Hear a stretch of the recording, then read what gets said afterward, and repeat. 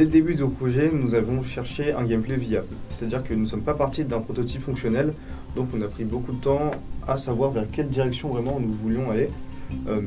Donc afin de savoir où était vraiment le fun de notre jeu, nous avons fait appel à des wizards pour faciliter le développement et donc rapidement prototyper plusieurs mini-jeux sans vraiment trop coder et donc faire ça rapidement pour avoir plusieurs itérations de gameplay. Nous sommes donc partis sur une première version de notre jeu qui se concentrait sur la coopération et la compétition, qui était sur un monde ouvert, un jeu qui se concentrait avant tout sur l'exploration. Malheureusement, on s'est donc rendu compte que c'était un peu ambitieux comme projet pour la durée que nous avions.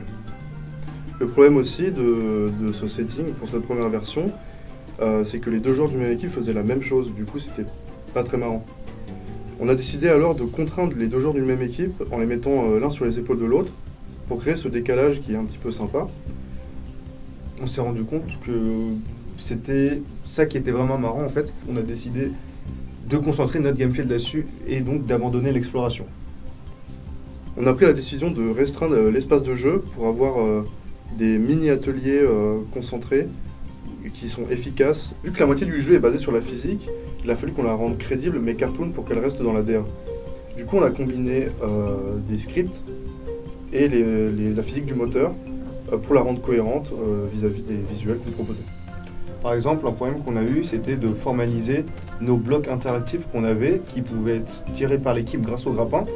Et on a eu la difficulté de les fusionner, disons, le gameplay avec le visuel. Donc on a eu plusieurs itérations visuelles qui sont passées d'abord par des blocs de pierre et finalement on a décidé que ce soit des cages composées majoritairement d'os et de bois pour que ça soit cohérent et sympathique dans notre direction artistique. Dès le début, on a essayé de créer une originalité sur notre île à travers la civilisation. On s'inspirait de différentes choses, que ce soit à travers l'univers de Tintin ou les Moai, les Égyptiens, etc. On a trouvé cette originalité en développant une civilisation qui adule les différentes parties du visage et on a choisi de développer la partie qui est le nez et de la mettre en avant dans notre jeu.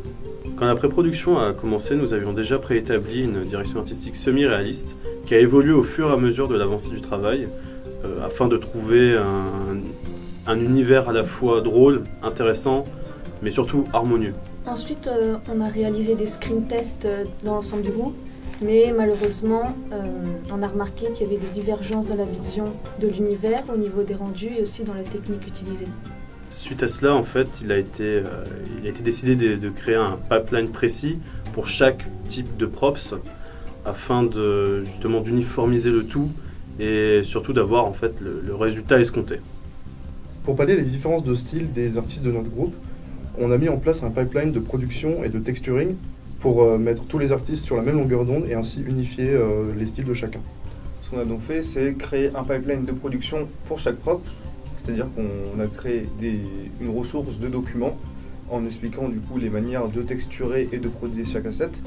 Et on a donc créé une bibliothèque de matériaux en utilisant des logiciels comme ZBrush, Substance Designer et encore 3D Coat pour les distribuer à tout le groupe et ainsi que tout le monde ait la même méthode de travail. On a aussi utilisé des shaders pour donner de la vie dans les différents environnements de notre jeu, comme par exemple du triplanar pour la mousse et du sable sur les rochers, aussi un shader de vent sur la végétation et pas mal de cascades et de fluides pour animer le tout.